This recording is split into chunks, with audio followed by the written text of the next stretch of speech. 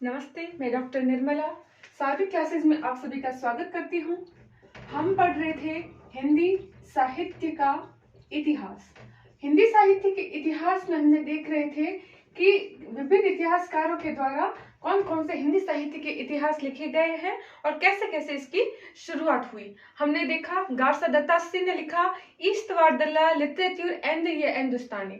फिर उसके बाद लिखते हैं शिव सिंह सेंगर, जिनका इतिहास ग्रंथ का नाम है शिव सिंह सरोज। उसके बाद लिखते हैं जॉर्ज गिरियर्सन। उसके बाद लिखते हैं मिश्रबंधु के बाद लिखते हैं आचार्य रामचंद्र शुक्ल। आचार्य रामचंद्र शुक्ल के बाद हम अगले जो इतिहासकार देखेंगे जो हिंदी साहित्य का इतिहास लिखते हैं वो है हजारी प्रसाद द्विवेदी। हजारी प्रसाद द्विवेदी जो है, इनको हिंदी साहित्य का परंपरावादी साहित्यकार कहा जाता है। और ये इसके साथ ही क्या कि इनका जो दृष्टिकोण है वो मानवतावादी दृष्टिकोण रहा है। आचार्य हजारी प्रसाद द्विवेदी जो है उनके बारे में एक इतिहासकार हुए हिंदी के, नाम है गणपति चंद्र गुप्त। गणपति चंद्र गुप्त जो कहते हैं वो कहते हैं कि हिंदी के पहले ऐसे व्यक्ति हजारी प्रसाद द्विवेदी है जिन्होंने सर्वमान्य रूप से जो जिनका इतिहास ग्रंथ स्वीकार किया गया है, जिनका नाम है आचार्य रामचंद्र शुक्ल, और उनके इतिहास ग्रंथ का नाम है हिंदी साहित्य का इतिहास। उन इतिहास ग्रंथ के अंदर जो शुक्ल ने अपनी मान्यताएं दी है, जो मत दिए हैं, उनका सर्वप्रथम जिन्होंने खंडन करके और चुनौतीपूर्ण जो जवाब दिए हैं वो किन्होंने दिए हैं? हजारी प्रसाद द्विवेदी ने दिए हैं। तो हजारी प्रसाद द्विवेदी जो है इनके द्वारा लिखे गए हिंदी साहित्य के इतिहास ग्रंथ का नाम क्या है? एक तो है हिंदी साहित्य की भूमिका। हिंदी साहित्य की भूमिका हजारी प्रसाद द्विवेदी कब लिखते हैं? सन 1940 में लिखते हैं। फिर हम देखते हैं इनका एक और इतिहास ग्रंथ है जिसका नाम है हिंदी साहित्य उद्भव और विकास। हिंदी साहित्य का उद्भव और विकास कैसे हुआ उस पर आधारित एक साहित्य लिखा है। वो कब लिखा है? सन 1952 ईस्वी में लिखा है। इसके बाद इनका एक और प्रसिद्ध इतिहास ग्रंथ रहा है जिसका नाम है हिंदी साहित्य का आदिकाल।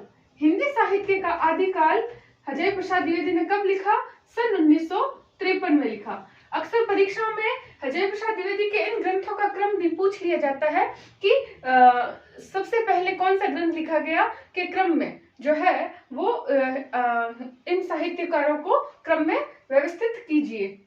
इसके अलावा हम देखते हैं हजारी प्रसाद द्विवेदी जो है, इन्होंने जो आचार्य रामचंद्र शुक्ल ने अपने जो इतिहास ग्रंथ के काल विभाजन किए थे, तो उस काल विभाजन में जो वीर गाथा काल जिसको दिया था, उस वीर गाथा काल का जो नामकरण, वीर गाथा काल का नामकरण जो है वो परिवर्तित करके जो आदिकाल दिया था, वो आदिकाल देने वाले जो साहित्यकार थे वो कौन थे? हजारी प्रसाद द्विवेदी। इसके साथ ही हमने जैसे पहले जो इतिहास ग्रंथ लिखने वाले जो साहित्यकारों को देखा तो उसमें एक व्यक्ति थे जिनका नाम था शिव सिंह सेंगर, जिन्होंने शिव सिंह सरोज लिखा। तो मैंने आपको बताया था शिव सिंह ने जो हिंदी साहित्य के इतिहास की शुरुआत 713 ईस्वी से मानते हुए उसका जो पहला कवि माना वो किसे माना था?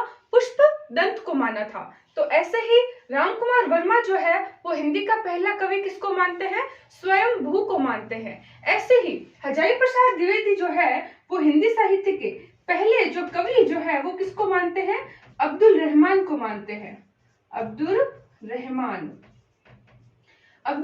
को मानते हैं, जिसकी एक रचना बहुत प्रसिद्ध है, उसका नाम है संदेश राशक।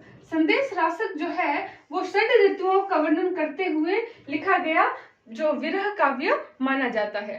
तो ये जो मोटी बातें हैं हजारी प्रसाद द्विवेदी से संबंधित, ये बातें आपको याद रखनी है। एक हजारी प्रसाद द्विवेदी का कथन है कि जैसे भक्ति काल है, वो भक्ति काल जो है उसकी उत्पत्ति, भक्ति काल भारतीय परंपरा में उत्पन्न जो है वो स्वतः स्फूर्त जो कहेंगे काल है वो मानते हैं। भक्ति काल को भारतीय परंपरा का स्वतः स्फूर्त विकास मानने वाले जो साहित्यकार थे वो कौन थे? हजारी प्रसाद द्विवेदी। उनकी ये पंक्ति अक्सर परीक्षाओं में पूछी जाती है। अब हम इसके बाद में जो इतिहास ग्रंथकार देखेंगे, जो साहित्यकार देखेंगे, उनका नाम है डॉक्टर नगेंद्र। डॉक्टर नगेंद्र का और हरदयाल का इतिहास ग्रंथ हिंदी साहित्य के अधिकतर जो छात्र है वो कंपटीशन परीक्षाओं में पढ़ते होंगे। तो ये जो डॉक्टर नगेंद्र है ये मुख्य रूप से एक रसवादी आलोचक माने जाते हैं, ठीक है। और इनके जो ग्रंथ है, इस ग्रंथ का नाम क्या है? हिंदी साहित्य का इतिहास। हिंदी साहित्य के इतिहास के बारे में हमने देखा था, एक तो नाम ऐसे ही नाम हमने कहाँ देखा था, आचार्य रामचंद्र शुक्ल का, जो हिंदी साहित्य का विकास का परिवर्तित नाम जो है वो हिंदी साहित्य का इतिहास नाम से रखते हैं। उसके साहित्य का जो सन है वो क्या है? सन 1929। और वहीं हम देखते हैं नगेंद्र के इतिहास ग्रंथ के साहित्य का जो सन है वो है सन 1973। और इनके बारे में क्या विशेष है? नगेंद्र जो है वो क्या करते हैं, एक सभा है, कौन सी? नागरी प्रचारिणी सभा। कहाँ है ये? काशी में है।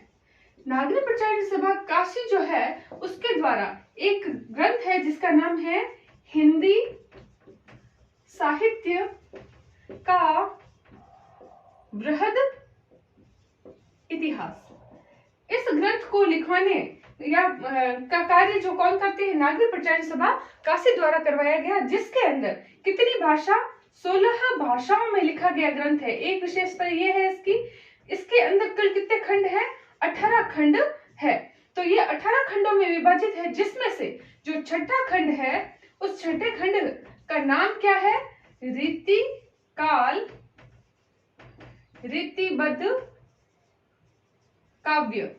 रीतिकाल रीतिबद्ध काव्य नाम से इस ग्रंथ का जो छठा खंड है वो लिखने का, जिसके संपादन करने का कार्य जो करते हैं वो भी कौन करते हैं?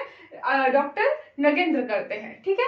इसके साथ ही हम देखते हैं डॉक्टर नगेंद्र अपने इस इतिहास ग्रंथ को 4 भागों में बांटते हैं। पहले भाग का नाम आदिकाल, फिर भक्तिकाल, फिर रीतिकाल और आधुनिक काल। इसके साथ ही हम देखते हैं नगेंद्र जो है अपने इस आधुनिक काल को भी 4 भागों में बांटते हैं, जिसका नाम भी रखते हैं पुनर्जागरण काल, जागरण काल, ठीक है। फिर लिखते हैं जागरण सुधार काल, फिर छायावादी युग या छायावादी काल, और अंतिम है छायावादोत्तर काल। इस प्रकार इन्होंने आधुनिक काल को भी 4 भागों में बांटा और संपूर्ण इतिहास ग्रंथ को 4 खंडों में विभाजित करके अपने इतिहास ग्रंथ को लिखा, जिसके इतिहास ग्रंथ का नाम क्या है?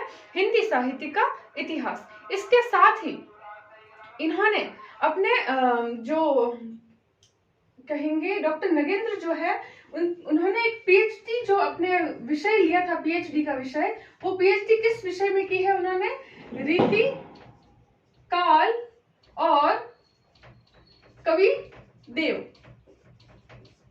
ठीक है। तो उसके ऊपर उन्होंने पीएचडी कार्य भी किया है।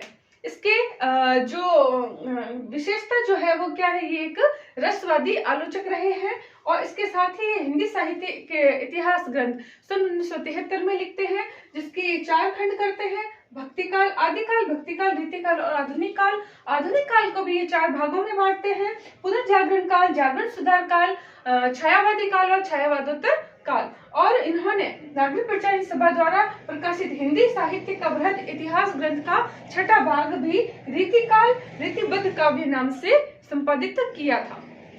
हम देखेंगे कि हिंदी साहित्य का जो इतिहास ग्रंथ है, अब तक हमने देखा कि हिंदी साहित्य के जो इतिहास ग्रंथ लिखे गए प्रसिद्ध, वो उनके नाम देखे। उनके अलावा भी कई ऐसे इतिहास ग्रंथ हैं जिनके परीक्षाओं में प्रश्न बन जाते हैं। जैसे हिंदी साहित्य का इतिहास दर्शन लिखने वाले जो व्यक्ति है उनका नाम है नलिन विलोचन शर्मा।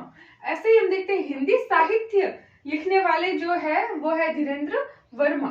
फिर हम देखते हैं आधुनिक हिंदी साहित्य के जो साहित्य के रचनाकार हैं वो है लक्ष्मी सागर वार्ष्णेय। हिंदी साहित्य और संवेदना का विकास लिखने वाले हैं राम स्वरूप चतुर्वेदी। हिंदी भाषा और उद्भव और विकास लिखने वाले हैं डॉक्टर उदय नारायण तिवारी। हिंदी भाषा के विकास में अग्रज का योगदान लिखने वाले व्यक्ति हैं डॉक्टर नामवीर सिंह। पुरानी हिंदी लिखने वाले हैं चंद्रधर शर्मा गुलेरी।